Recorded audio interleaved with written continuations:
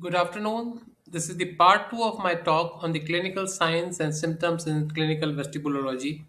In the first part, I discussed about the clinical symptoms, signs, and the basic physiology of patients with acute vertigo, including their presentation and duration of attacks.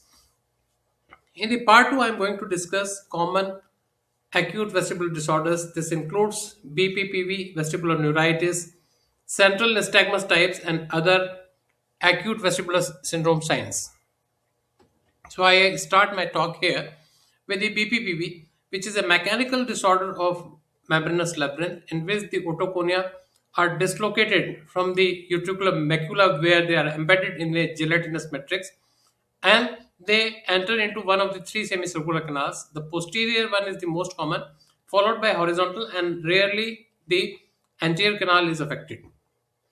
So we start with the typical right posterior semicircular canalolithiasis. This is a lady, 38-year-old, came with the vertigo for past 2 days.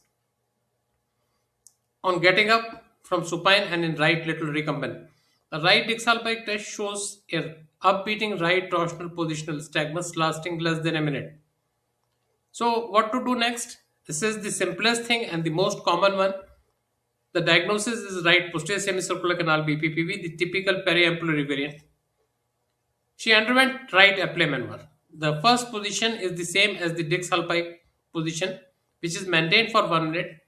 After 1 minute, the head is inclined 90 degrees to the contralateral side and again maintained for a minute. After which, lateral recumbency to the non-involved left side is being done and maintained for 1 minute, after which the patient is uprighted, completing one apple maneuver. The next thing to be done is the retest. Right Dix-Hallpike retest post apple maneuver at 24 hours did not elicit any positional nystagmus and the patient is free of vertigo and she continues to remain free of vertigo. It's just 6 years as of now. We have been doing the Dix-Hallpike test for the typical posterior semicircular canalolithiasis, but we need to know about the half Dix-Hallpike test. This is a video about the half Dix-Hallpike test where I'll be doing the right-sided half Dix-Hallpike test. In whom I am going to demonstrate the half Dix-Hallpike testing. This is a pillow, the width of which is around 4 to 5 inches. So first I am going to do a Dix-Hallpike test in the usual manner. The head is rotated 45 degrees to the patient's right and patient is taken in the head hanging position. The head is around 30 degrees below the horizon. This position is being maintained for around 1 minute, exact 1 minute.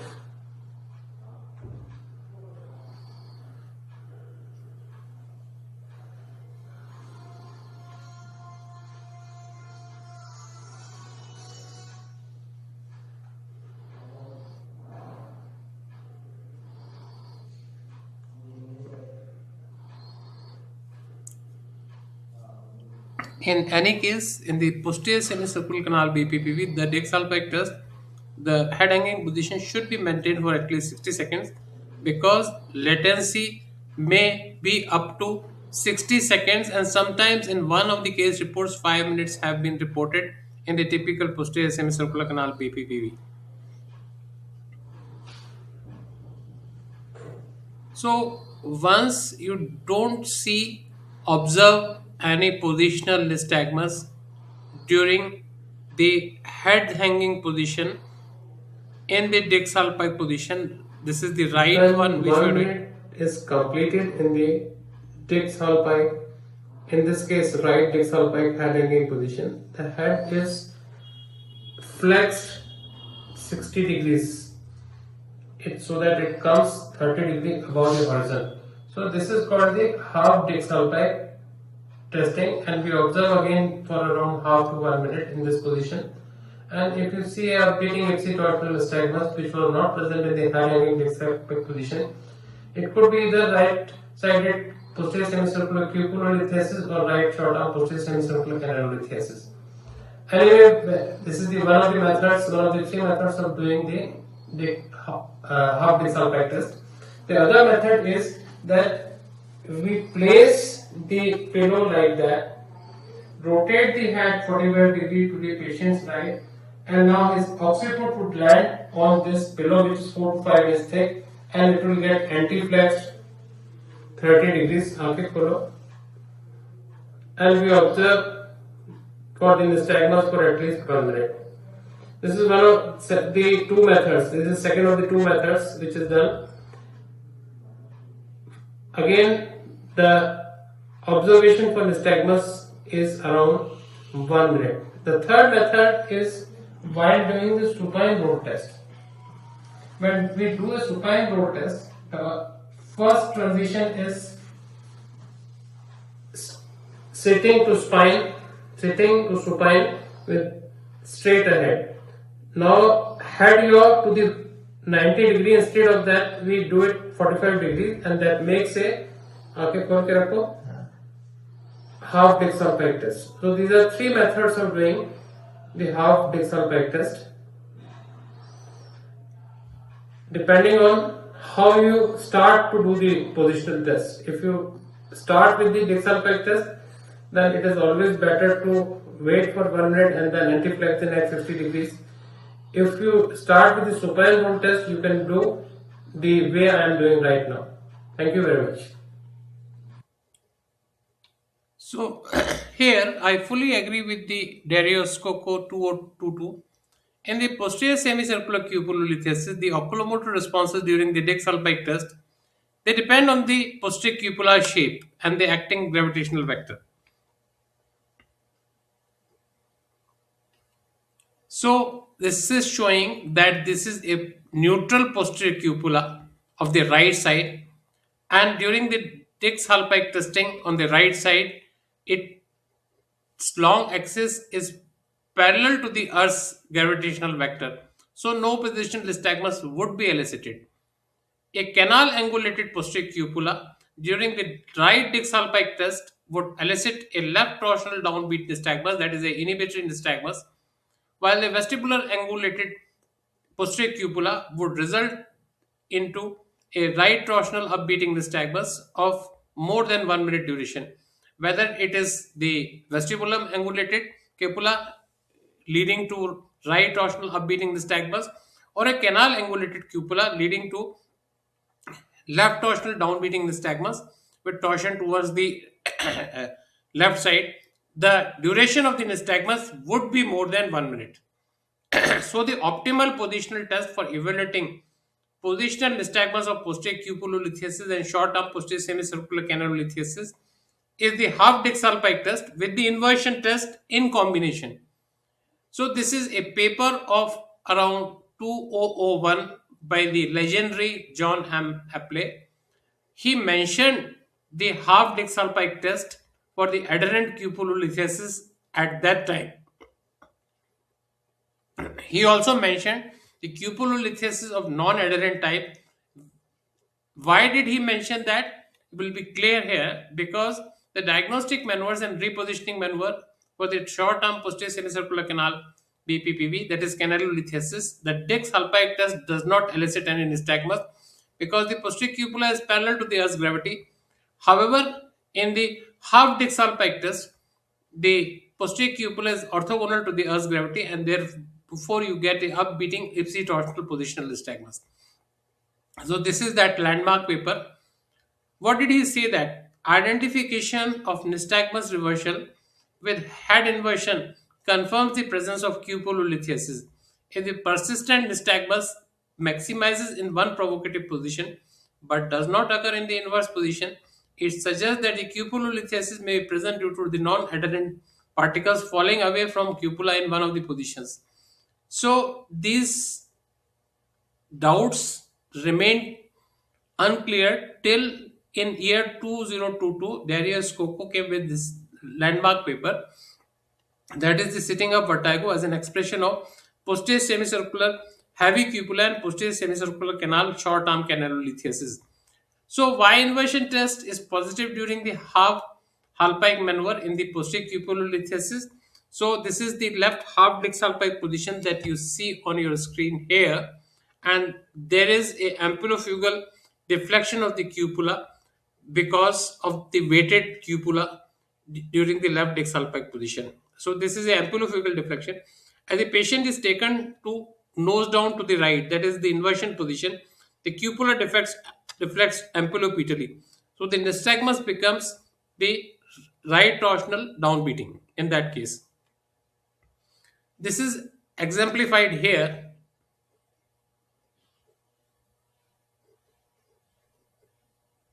Left Dix-Hallpike position, the head with 45-degree yaw to the left lands on a pillow which is 4 to 5 inch thick, and after a short latency you can observe a left torsional upbeating positional nystagmus. So now when we observe such a nystagmus, first thing is wait for the nystagmus to reach the threshold level of 60 seconds. Once the nystagmus lasts more than 60 seconds, then the next thing to be done is the inversion testing. Here in this case, it would mean right lateral recumbent with nose down from the present left Dix-Hallpike position. If this nystagmus, which is left torsional upbeating and persistent, becomes right torsional and downbeating in the inversion position, it implies left posterior semicircular cupulolithiasis.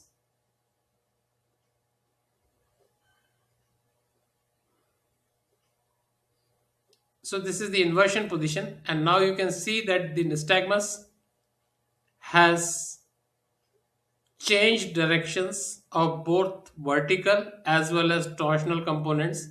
It is clearly downbeating, and the upper corneal poles of both eyes are torsionally beating to the patient's left.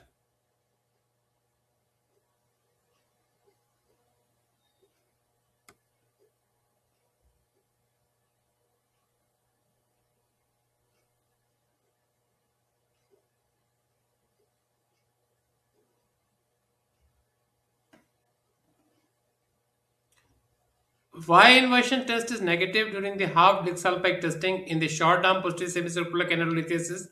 This is the long sitting position in figure A. This is the left half Dix-Hallpike position where the otoconal debris, which is non-adherent but sitting on the short arm side of the left posterior cupula, is deflecting the left posterior cupula ampulofugally, that is in an excitatory manner, resulting in a persistent left torsional upbeating nystagmus. So when the patient is taken to the inverse position, that is right lateral recumbent with nose down, the otoconia fall away and there is no cupular deflection.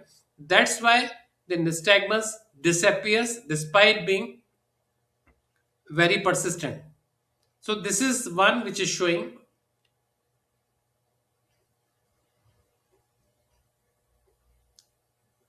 left half Dix-Hallpike with the head rotated 45-degree to the patient's left.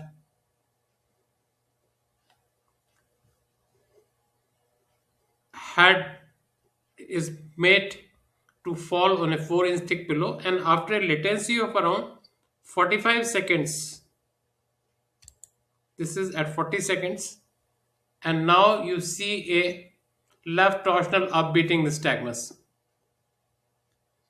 So we will wait for another 60 seconds till this nystagmus becomes persistent, that is 60 seconds and above it is a persistent nystagmus.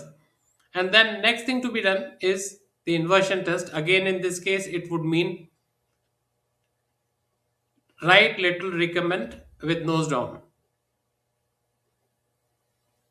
If this nystagmus disappears, it is likely to be the left short arm posterior semicircular canalolithiasis, and if its nystagmus factors they reverse direction, change direction and become downbeating and right torsional, it would mean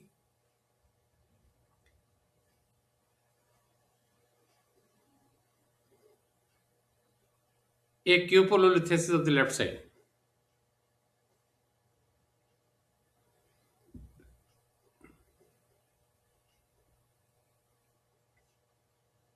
So in the inversion position, the nystagmus disappears.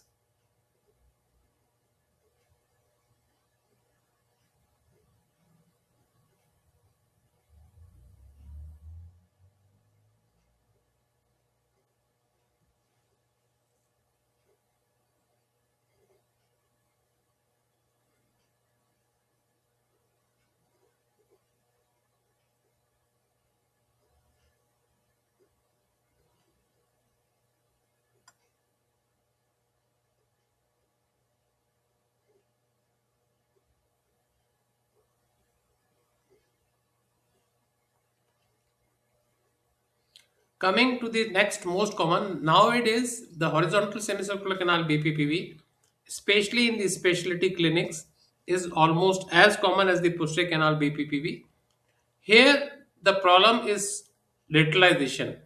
First thing is that the supine roll test, which is also called the Hadriot test or Paganini-Macquer maneuver, elicits horizontal bidirectional nystagmus, which is can be either geotropic with the quick component beating towards the lowermost left or right ear during the left and right hadriot, or it could be apogeotropic with the quick component beating away from the lowermost left or right ear. If it is geotropic on one side, it has to be geotropic on the other side also. And if it is apogeotropic on left hadriot, it has to be apogeotropic on right hadriot. So deciding side depends on the nystagmus intensity. This is the geotropic horizontal positional nystagmus during right hadriot. So the quick component in this case is towards the ground and slow component is away from the ground, and both to the right as well as left it would have similar pattern of the nystagmus, but the involved side is the one with the stronger positional nystagmus during the supine roll test.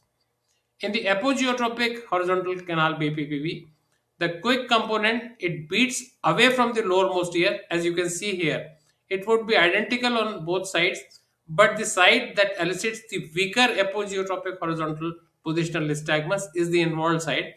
This is as per the Evolv's laws. This is another test which is called bow and lean test. The head is inclined backwards around 45 degrees with the trunk. You see a lean nystagmus, which is a horizontal right directed nystagmus.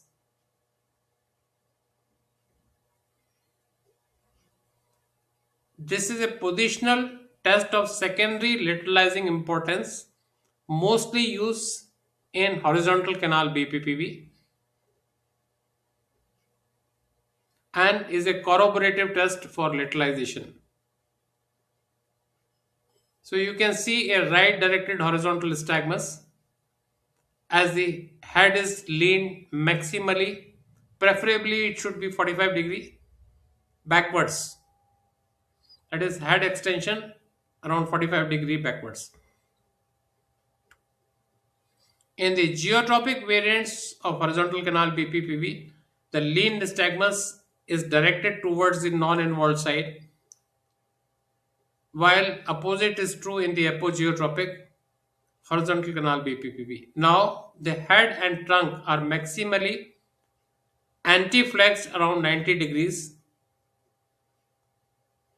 and you can see that the bowing nystagmus, which is horizontal, is left directed.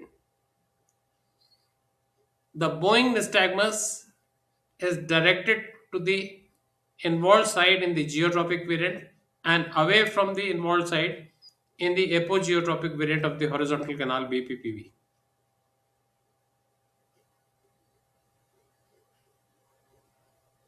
So the test results of the bow and lean test and the Hadriot test should be in concordance.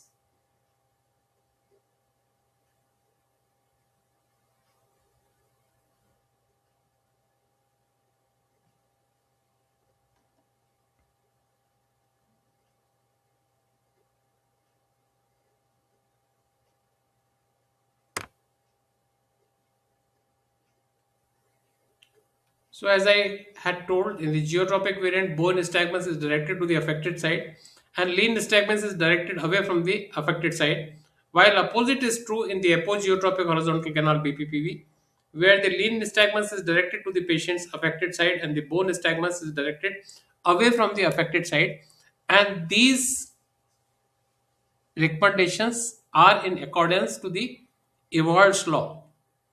So the supine roll test was also done in this patient. As you can see that there is a lying down nystagmus which is beating to the patient's right. The significance of lying down nystagmus is same as that of the leaning nystagmus. The leaning nystagmus in this case was directed to the patient's right, and so also the lying down nystagmus. And on head yaw to the right, one can see a geotropic horizontal positional nystagmus with the quick component beating towards the lowermost right ear during the right head yaw testing. So once you have completed the testing on right side, the head yaw test to the left is also required to compare the intensity of the nystagmus on both sides.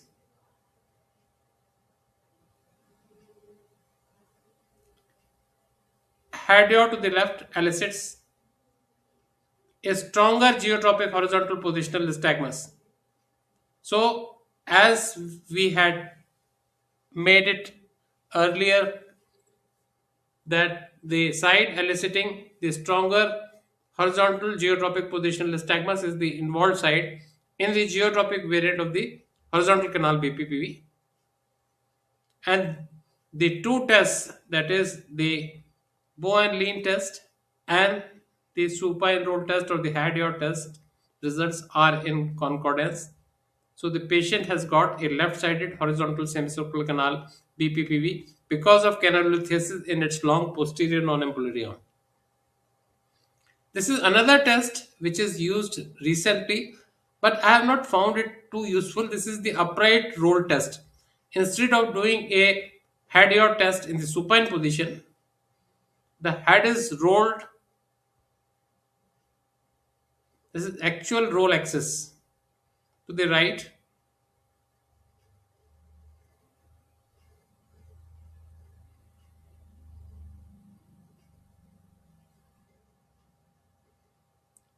Again, this is a test of horizontal canal BPPV using the minimal stimulus strategy by the Italian group of Giacinto Asprella Lemonati.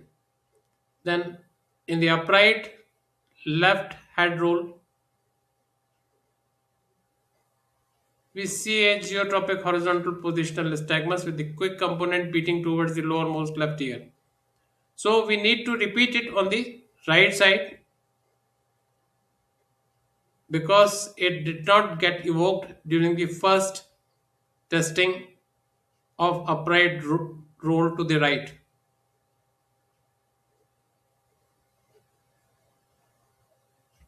Repeating the upright head roll to the right elicits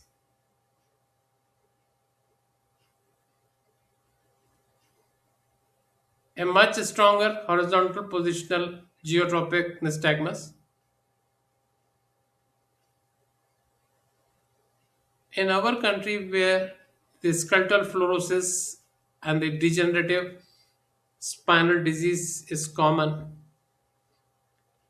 it is not practicable to perform this test in every patient.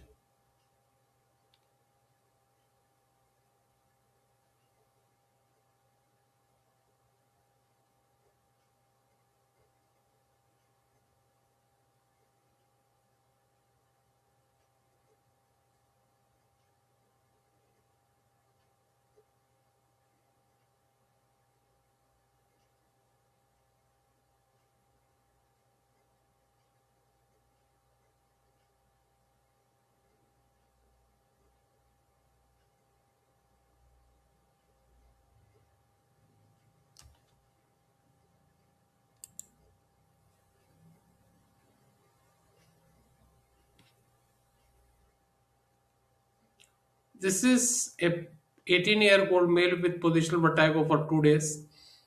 The Hadio test on Hadio to the right elicits geotropic horizontal positional nystagmus, quick component beating towards the lowermost right ear. And also to the left, it elicits a identical geotropic horizontal positional nystagmus with quick component beating towards the lowermost left ear. But compared to the intensity of the nystagmus during the left hadio, it is much stronger and thus lateralizing it to the left horizontal semicircular canalithesis of its long posterior non-ambulatory arm. So the patient was treated with the Guffoni maneuver.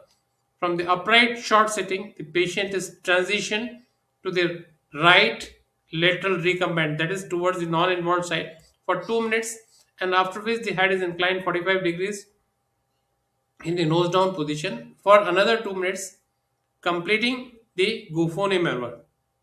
When you have done the Guffoni maneuver, the next thing you do is the supine roll retest that we did after an hour and also at 24 hours.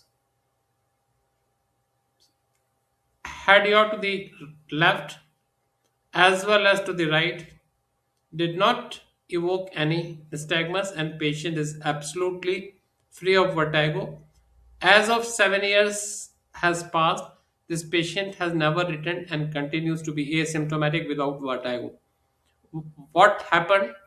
This is the upright sitting position. The otoconia, which is in the long posterior non-ambulatory arm of the left horizontal semicircular canal. In the position B, the horizontal canal becomes vertical and the otoconia they move towards the vestibule.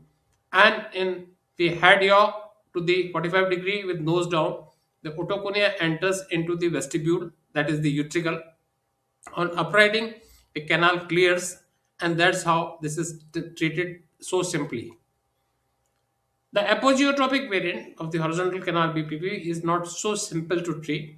This is a lady, 49-year-old, came with a history of vertigo for past 2 weeks. The head yaw to the right elicits an apogeotropic horizontal positional nystagmus. The quick component of the nystagmus is beating away from the lowermost right ear during the head yaw to the right. And this nystagmus was quite persistent, around 4 minutes in duration. So I have to fast forward it to 4 minutes from here.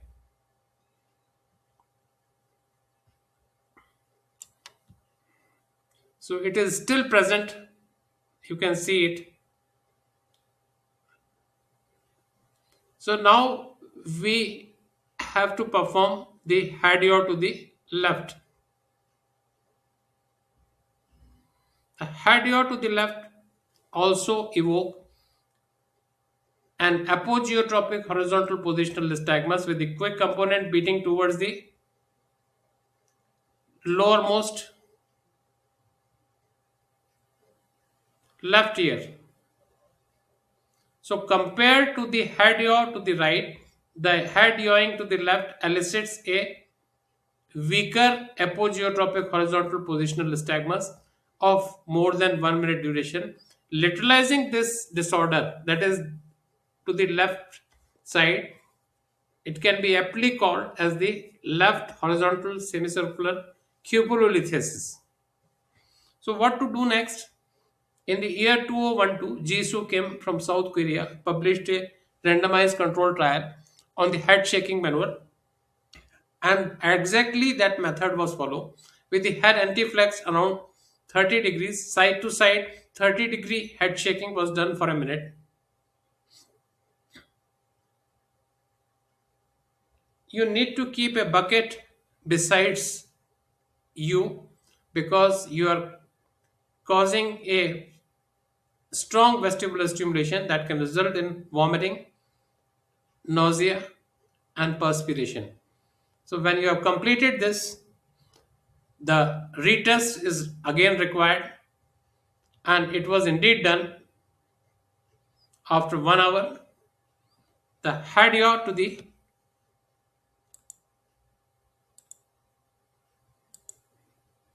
right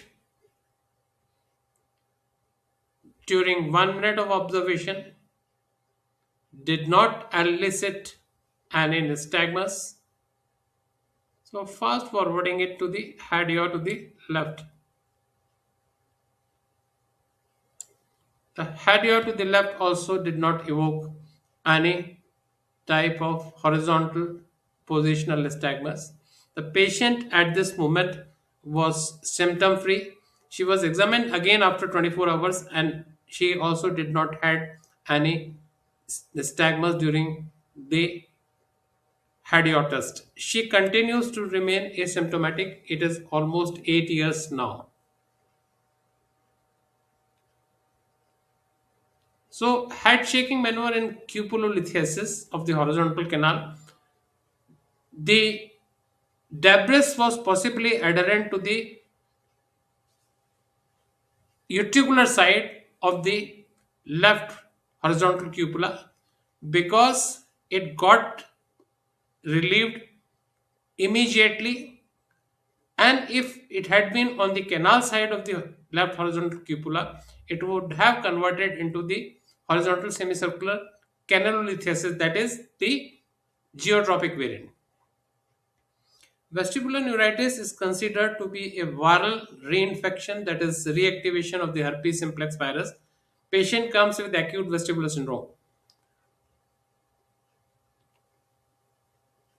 Unidirectional right beating spontaneous nystagmus, that is following the Alexander's law. That is, on gaze to the right, the intensity of the nystagmus increases, and on gaze to the left, it decreases.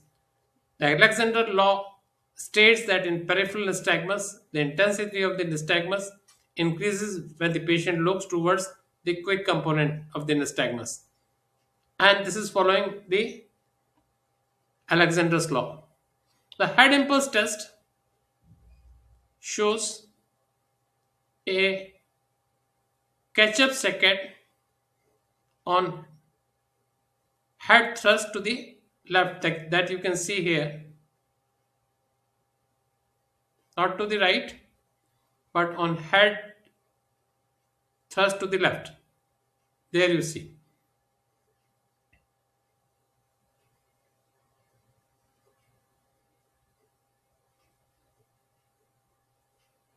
Fukuda stepping test was also positive, although he is not performing it properly. Instead of marching, he is kicking the forward. Still, he deviates to his involved side. It's not a very sensitive test. In 50% of the patients, they will deviate towards more than 45 degree towards the involved side, while in 25% they may not deviate, and in 25% they may deviate to the involved side. So unidirectional right beating nystagmus always obeys Alexander's law. This is left vestibular neuritis. You can see the right beating nystagmus that increases on gaze to the right and decreases on gaze to the left. Increases, and on gaze to the left it decreases. Head impulse test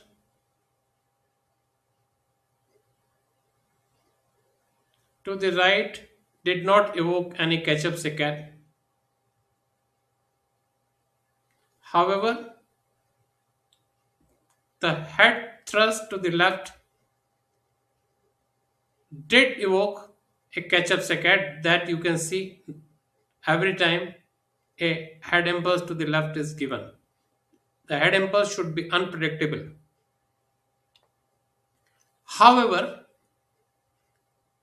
a demyelinating plaque or a lacuna infarct in the lateral caudal pons in the root entry zone of the left eighth cranial nerve can result in identical symptoms and oculomotor signs.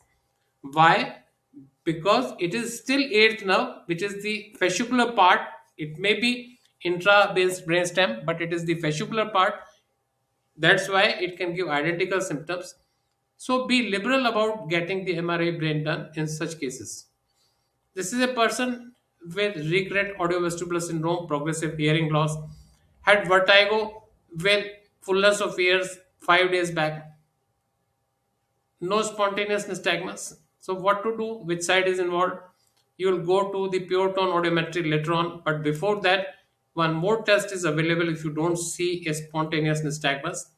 Do a high frequency head shake.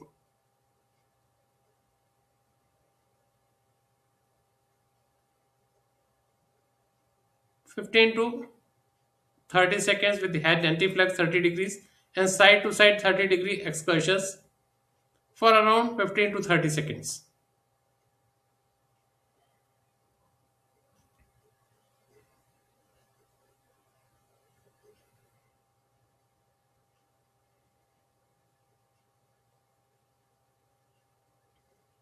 And now you see a nystagmus which is horizontal, left beating. His right ear pure tone audiometry showed low frequency sensory neural hearing loss, which was variable over time to time but gradually deteriorating. So he can be diagnosed as having Meniere's disease unilateral. Vestibular paroxysmia is a neurovascular cross compression syndrome of the eighth nerve where there are episodes of vertigo lasting 1 to 5 minutes. It is akin to the trigeminal neuralgia, which also results from the neurovascular cross compression of the fifth cranial nerve. But this is well defined. Usually 10 to 30 episodes occurs and mostly the attacks are stereotypic. Hyperventilation induced nystagmus is present, but this is not very diagnostic. You can see that after hyperventilating the patient for around 1 minute, you see a right beating nystagmus. So when the MRI brain with constructive interference in steady state sequence was done, there was a vascular loop which was crossing and causing a deviation of the right-sided eighth cranial nerve. It was a AICA branch and it was displacing and indenting the vestibulocochlear nerve. It is important to know that the first 10 centimeters of the nerve as it emerges from the brainstem has got the transitional myelin, and so you need to order the neuroradiologist to mention the distance. Now we come to the central nystagmus. Basically, there are 5 to 6 patterns of the central nystagmus. First, you see a downbeat nystagmus in the lateral gaze here. This is from the Cherry Malformation Library of Nanos, North American Neuro-Ophthalmology Society, and this collection belongs to the great Dan Gold of Johns Hopkins University. During the lateral gaze to the right and the left, you see a downbeat nystagmus. So a spontaneous downbeat nystagmus that intensifies on lateral gaze is almost always central, and there is a vertical gaze evoked nystagmus. So vertical nystagmus as well as downbeat nystagmus, which are gaze evoked, are invariably central unless and until proved otherwise.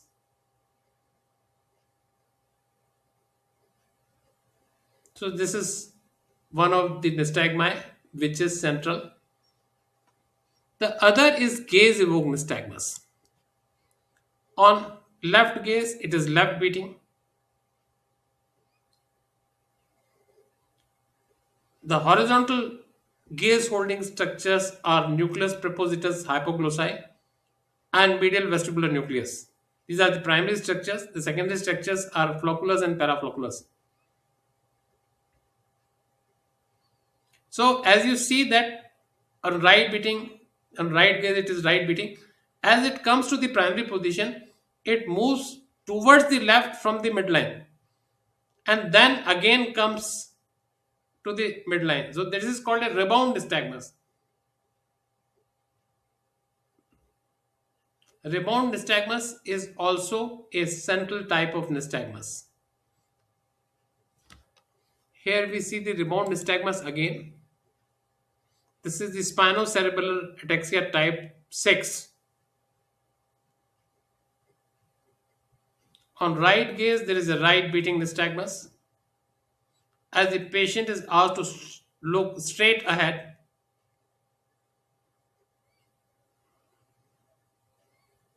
instead of primary position, it moves slightly towards the right and starts beating to the right.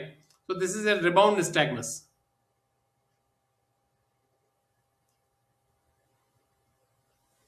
When the gaze evoked nystagmus is very strong, rebound nystagmus is almost always present. As per the Dan Gold, if you test the gaze evoked nystagmus by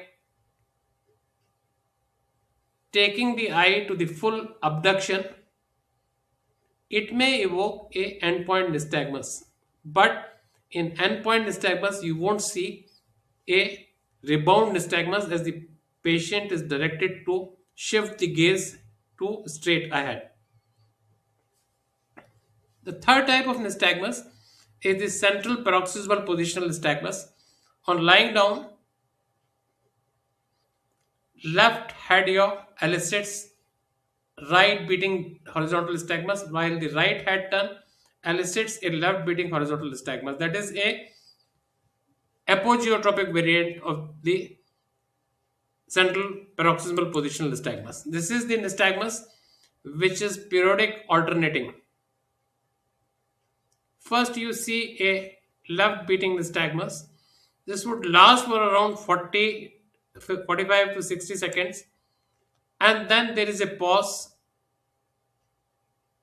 After the pause, it reverses direction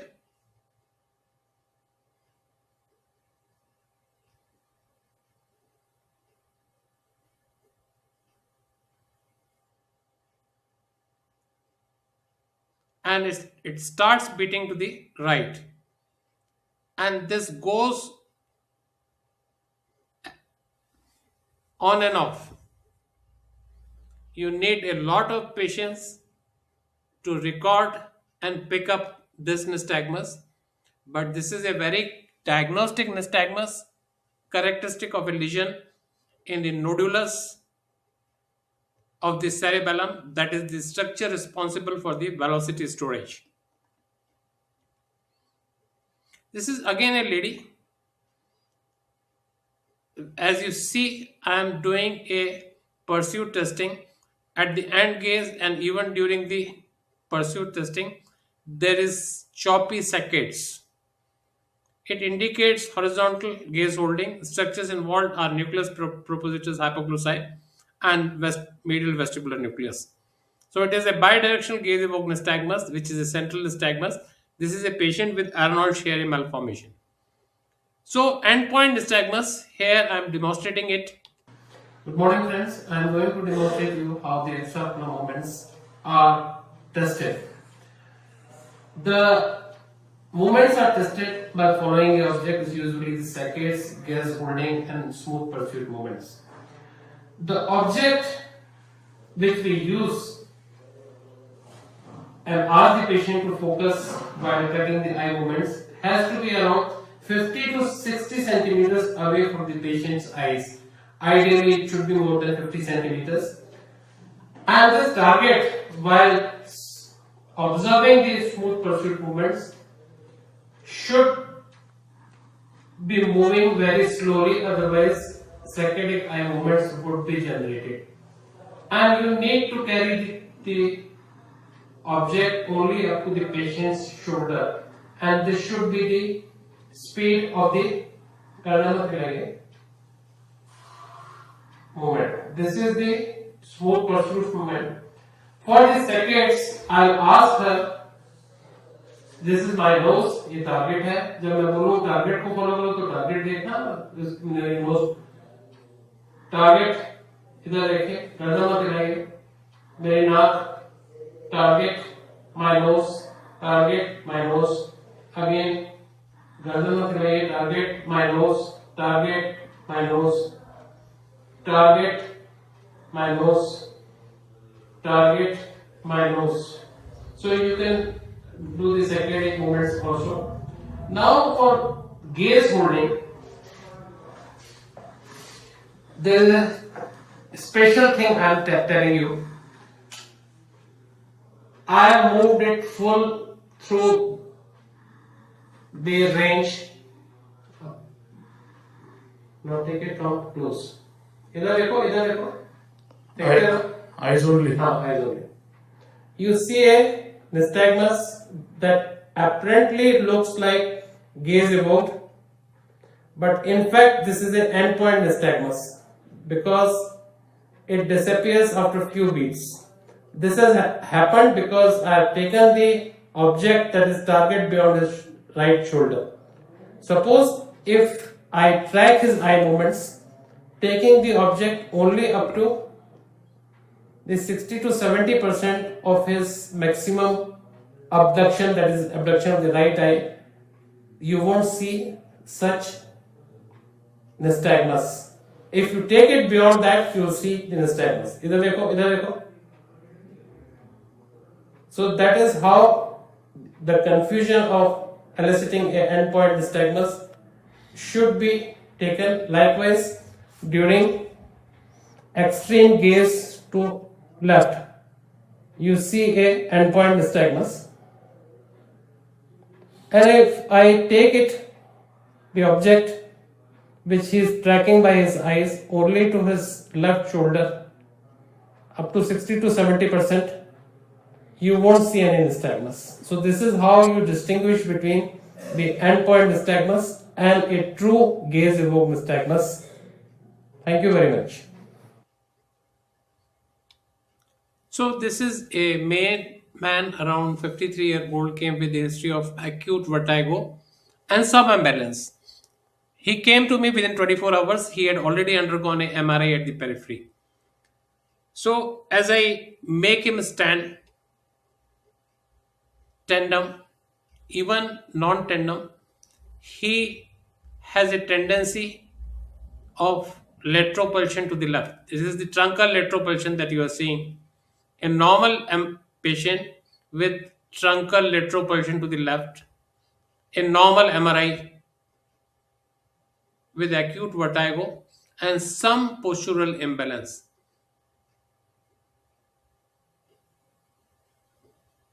Even if the truncal lateropulsion is not present, you need to watch his eyes by asking him to alternately close his eyes for some time and then open. And what you see is that as the eyes are closed, they deviate to his left, and on opening there is a refixation saccade that is very consistent. Almost every time he opens his eyes, the deviated eyes to the left, they come to the midline by a refixation saccade. This is called ocular lateropulsion. Sometimes this may be the only sign of an acute ipsilateral infarct in the dorsolateral medulla. The MRI brain of this patient was repeated after 48 hours again with the thin 1 millimeter cuts on the both coronal as well as the axial sections on diffusion weighted imaging, and that shows a big dorsolateral medullary infarct. So in first 48 hours, the clinical symptomatology including the ocular lateropulsion, the test of skew, the nystagmus, that is the hands examination, is more important than a MRI brain. This is a child who had sudden onset difficulty in walking for past 1 day.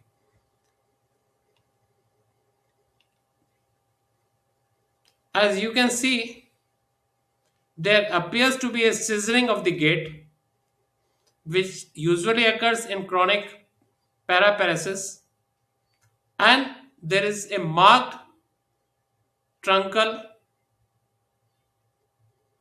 ataxia or pseudo ataxia. So this is in fact a dissociation in itself. Sometimes he has a scissoring gait, but he has got a grossly truncal ataxia in inverted columns, and he even falls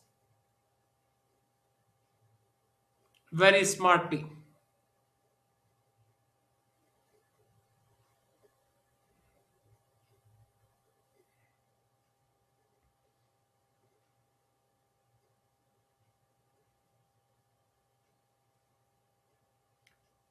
Patient was examined. His tone in the lower limbs was absolutely normal. On detailed history, this is the next day on 17 March 2023. The patient was kept in a hostel where he didn't want to go.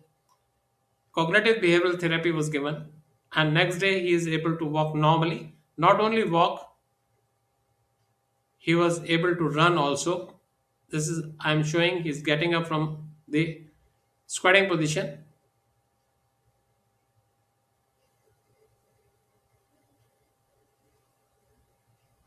and he runs also. So these patients need spatial observation but a thorough testing also.